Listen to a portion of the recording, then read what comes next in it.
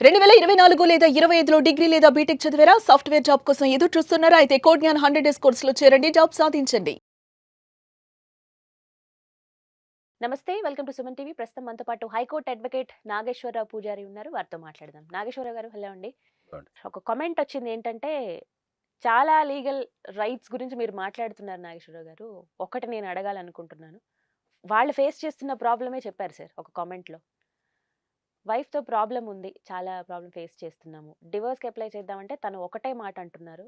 నేను ఒప్పుకుంది అసలు మీకు డైవోర్స్ ఎలా వస్తుంది అంటూ అది ఇంకా నాకు ప్రెషర్ క్రియేట్ అవుతుంది.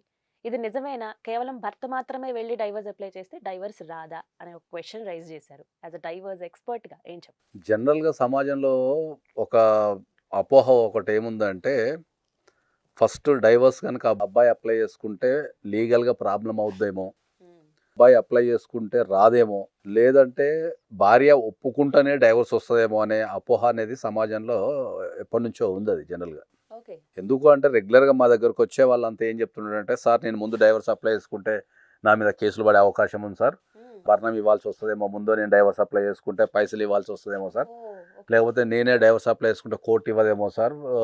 అని జనరల్‌గా. హ్మ్. ఆవిడ ఒప్పుకుంటేనే డైవర్స్ వస్తదంట సార్. హ్మ్. ఆమె డైలాగ్ కొడుతుంది సార్.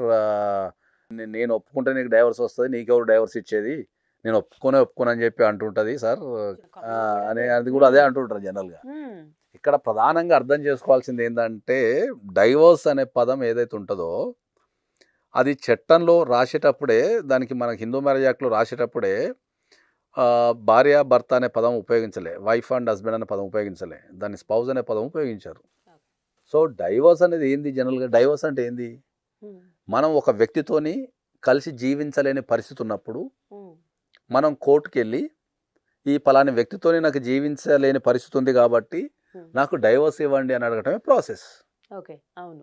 దాంట్లో దానర్థం ఆడవాళ్ళు గావచ్చు, మగవాళ్ళు మగవాళ్ళైనా. గావచ్చు. ఎవరైనా. భార్య అయినా, భర్త అయినా భార్యైనా, ఎవరైనా. భర్తైనా ఒక ఇద్దరు వ్యక్తులు కలిసి జీవించలేని పరిస్థితి ఉన్నప్పుడు, లేకపోతే మనం మ్యారేజ్ చేసుకున్న వ్యక్తితోని మనం కలిసి జీవించలేని పరిస్థితి ఉన్నప్పుడు, మనం కోర్ట్‌కెళ్ళి, అయ్యా! ఈ వ్యక్తితో నేను కలిసి జీవించే పరిస్థితి లేదు నాకు అని జెప్పి మనం కోర్ట్‌లో సబ్మిట్ చేసుకోవడాన్ని డైవర్స్ అంటాం మనం. మనం అత్యంత సాధారణ భాషలో. హ్మ్. ఓకే.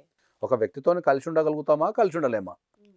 కలిసి ఉండలేము. అరే! ఈ వ్యక్తితో నేను కలిసి ఉండలేను. హ్మ్. ఈ వ్యక్తితోని కలిసి ఉండడం వల్ల ఈ ఇబ్బందులున్నాయి. లేకపోతే అవి అవుతున్నాయి. లేకపోతే నన్ను హరాస్మెంట్ చేస్తున్నారనే దాని మీద మనం డైవర్స్‌కెళ్ళిపోతాం. హ్మ్. సో, ఒక కోర్టు డైవర్స్ అనేది ఒక అమ్మాయి ఒప్పుకుందనో, ఒక అమ్మాయి ఒప్పుకోలేదనో అభిప్రాయం మీద కోర్ట్ ఎప్పటికీ డైవర్స్ ఇవ్వదు. హ్మ్.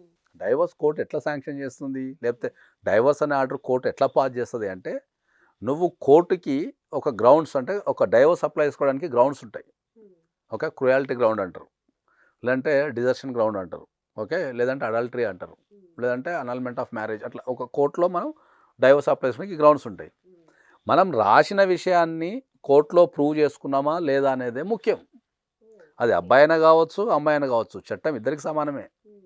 నేను మా ఆవిడ మీద డైవర్స్ ఏస్తే ముందేస్తే నాకు రాదేమో అనేది తప్పు అభిప్రాయం అది. హ్మ్. లేదు అంటే మా ఆవిడ ఒప్పుకుంటేనే నాకు డైవర్స్ వస్తదంట గదా!